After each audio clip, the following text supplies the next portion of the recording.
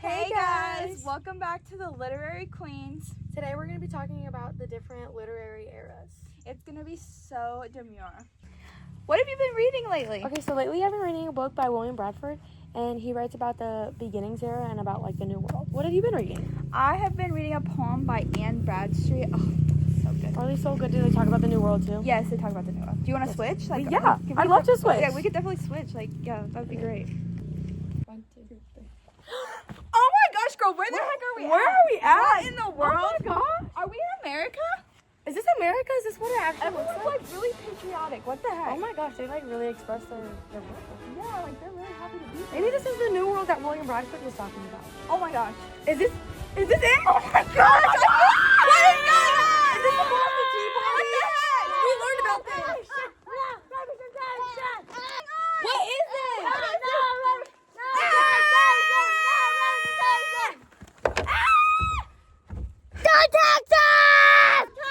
Girl, we gotta go. I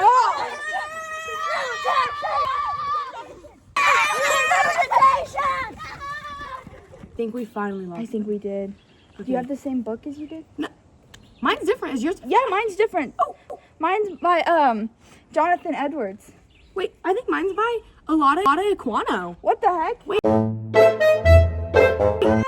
gosh, I hear them. I hear them again. Guys, Oh my gosh. Hey guys, welcome back to the Literary Queens. I'm Abby. I'm Allison. And we were just gonna pop on here real fast and just talk real fast about the Enlightenment. And the beginnings era. Okay, so I'm gonna talk about the beginnings era real fast. Like, it was like really about oral traditions and just like the thought of like the new world and like new beginnings, you know, like. And like basically just about like the new stuff and like just looking forward to a new world. Yeah. So the Enlightenment period is more up into the new world and more like patriotic and like expressing how the new world is and more like expressive. Yeah, and they talk a lot about like slavery and like stuff like that's that. back when like more about when slavery started. That's back when slavery started and that became like a more serious thing, and then it became, as we know now, it became harder to get rid of. And like it talked a lot about like the country's like founding fathers, their founding papers. And that's when like all the important documents came out. So the beginnings period is also very important, but the Enlightenment period kind of like was a kickoff into what we are now. And the literature was very much faced towards like everything that was happening in the world at that very moment. So So next time we're gonna be back with the different eras besides the beginnings and the Enlightenment, and we're gonna give you more about the differences between them. So stay tuned. Thank you. Hey guys. And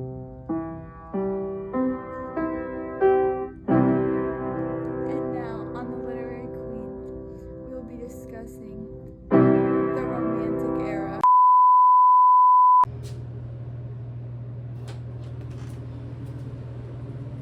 Man, it's really scary down here. Kind of like the dark romanticism era.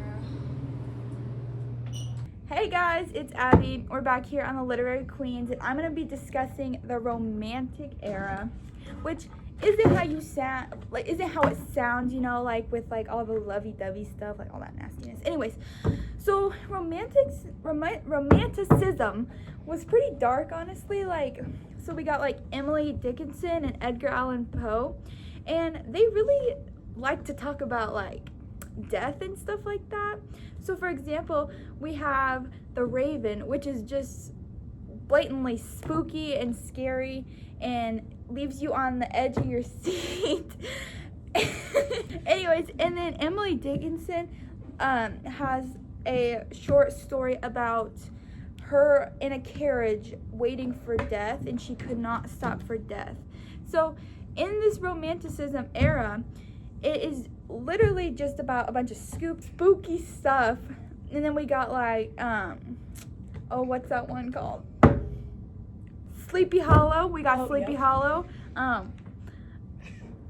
Push me. Anyways, very spooky, very scary. If you like Halloween, you'll love. All right, that's enough. Okay, so this is Allison. I'm gonna come back with you with the realism period. That's when the Civil War was starting in 1861. We have Mark Twain, which he did the Adventures of Tom Sawyer. very real about a mischievous little boy that, like, very mischievous and did a lot of wrong things with his aunt and his sisters. But, like, this story is just a very real time for that time period. And I'm going to bring Abby back with us, and we're going to go ahead and, like, discuss, which we basically already discussed you because the realism is just very real in that time period, not like how the romanticism is just dark and eerie type feeling. Yeah, with the romanticism versus the realism, romanticism is almost like stuff that couldn't happen, you know, like, And kind of dark. and spooky, like, While the realism is just more real life events happening. Like, we all read The Adventures of Tom Sawyer, and we all know how that happened, and how that he was just a very mischievous little boy. yeah, and that's something that could happen. And then the like, in Civil real War life. happened, and then that was a very real and very change for our country, and it was just more of an uplifted, not really uplifting, but like more Like, real. Something It's that could literally in the actually name, happen. realism. Yeah. So that's romanticism and realism, and we'll be back with you on modernism.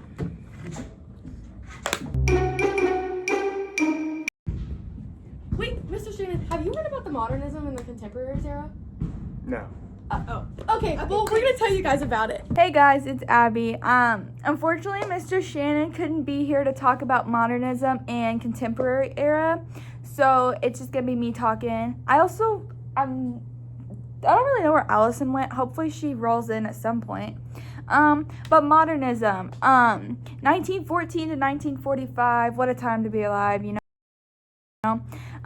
Anyways, but we got a great. Oh my gosh, I'm so sorry I'm late, but I'm here. I'm sorry. Girl, you're fine. You're fine. Okay, so like we got The Life You Save May Be Your Own by Flannery O'Connor. This lady basically just kills her husband, you know. Anyways, but like the Great Depression was going on during all this, so you know, like times were hard, money was hard. And then we got The Great Gatsby by Scott Fitzgerald, which critiques the American dream. And during this time, a lot of the writing style had to do with like showing artistic and cultural transformations. So, yeah, that is modernism. I'm gonna hand it over to Allison and to talk about contemporary. Okay, so contemporary or contemporaryism, it's in the 1945 to the present now. It was segregation and segregation ending and like all of that back in the history. We have To Kill a Mockingbird, which is by Harper Lee, and it's a Southern Gothic. It's also black history and things like that. And then In Search of a Mother's Garden is by Alice Walker. It's about a girl and she looks up. It's also a black history type of novel and book, short story. Actually, I believe it's a poem. But like now present, more since it's like to 1945 to present, which would be today, we have like rapid technology advancement, and we have the social and political changes because from 1945 to now, there's been a lot of new changes in social, political, technology, and everything like that. So it's been a very upcoming way in the world. So that's modernism and contemporary, and Stay tuned. Stay tuned. Okay, hey guys. So I'm so sorry, but unfortunately the vlog of the two literary queens is going to be coming to an end. As we all know, it's the end of the school year.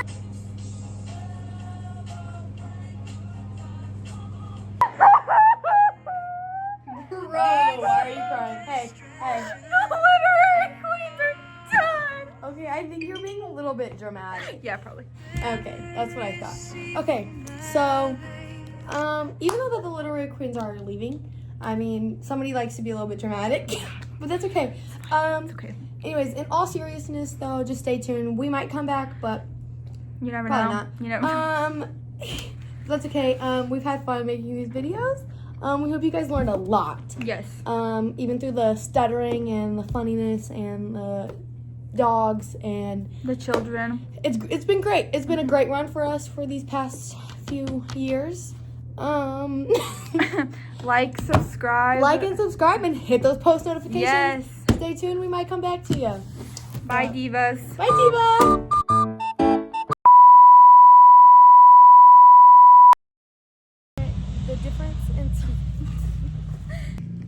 Oh, I didn't open it. Okay, ready. Open it. Ready. Flannery O'Connor. I can't. No. It's the sinner's hands of the angry God.